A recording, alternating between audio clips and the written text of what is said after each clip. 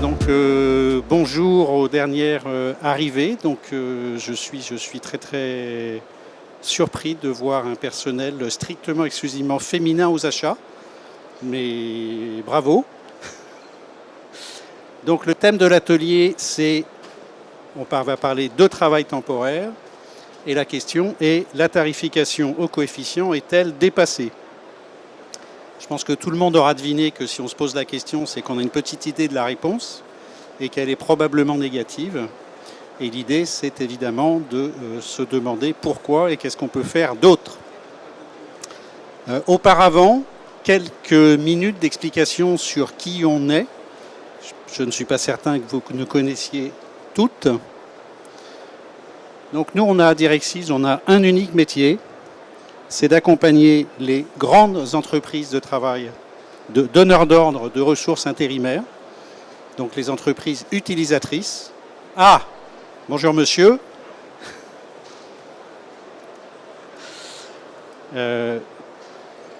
Donc nos clients, c'est les entreprises utilisatrices.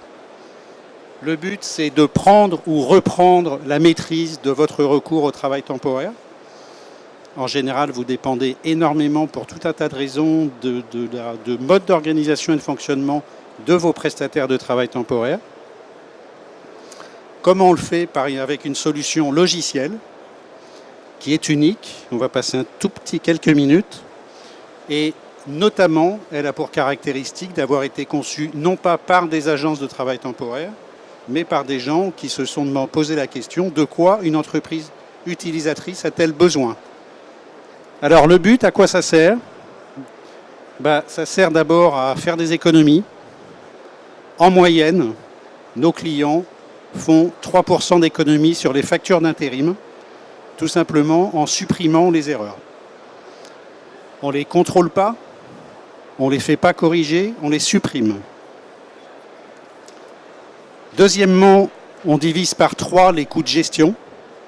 Rares sont les entreprises qui ont fait l'exercice de compter combien coûte la gestion administrative du travail temporaire entre les opérationnels, les RH, la comptabilité fournisseur, le contrôle de gestion. Ça va mieux, Ah, parfait. Donc, il faut que je mange le micro. Apparemment, c'est beaucoup plus satisfaisant. On arrive à réduire d'un bon ETP administratif pour 100 intérimaires en moyenne. Et puis, le dernier volet, qui est souvent pas la préoccupation numéro 1 des acheteurs, mais l'intérim, c'est aussi des ressources humaines, c'est aussi le code du travail, c'est aussi du juridique. Il y a beaucoup de problèmes juridiques sur les contrats de mise à disposition. Sur le seul volet financier, quand on compte tout, la moyenne de gain, c'est pour 1000 équivalents temps plein intérim, 1,5 million d'économies. Centré sur 1, les 3% d'économies sur les factures, 2, les gains de productivité. Quelques volumes. Donc, en 2018, les clients utilisant le logiciel Direxis ont tous ensemble géré 1,8 milliard d'euros d'intérim. C'est à peu près 800 000 missions. C'est à peu près 40 000 équivalents temps plein. Et aujourd'hui, 99% des agences d'intérim en France sont interfacées à la solution.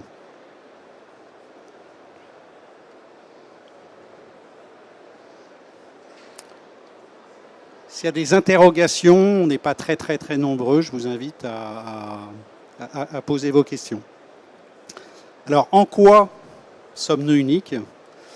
Pour le comprendre, il faut regarder c'est quoi le processus intérim.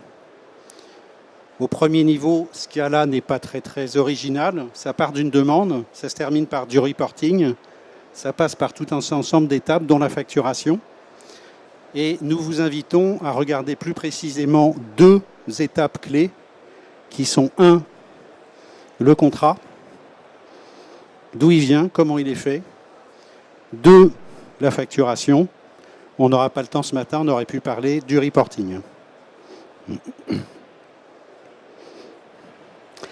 Est-ce que dans cette petite salle, cette petite assemblée, est-ce que certains d'entre vous ont fait des audits de contenu des contrats de mise à disposition ou des factures? Ok. Oui? Et? C'est variable, bien sûr. D'accord. Alors, à une époque de la vie d'Irexils, on a fait des audits de facturation. On trouvait en moyenne entre 0,5 et 1%. En fait, c'est beaucoup plus. Pourquoi c'est beaucoup plus? Parce que les gens qui font des audits de facturation vérifient les coefficients, parce que c'est facile à vérifier, mais ils ne vérifient pas la bonne application de la paye des intérimaires, sachant que les coefficients s'appliquent à la paye.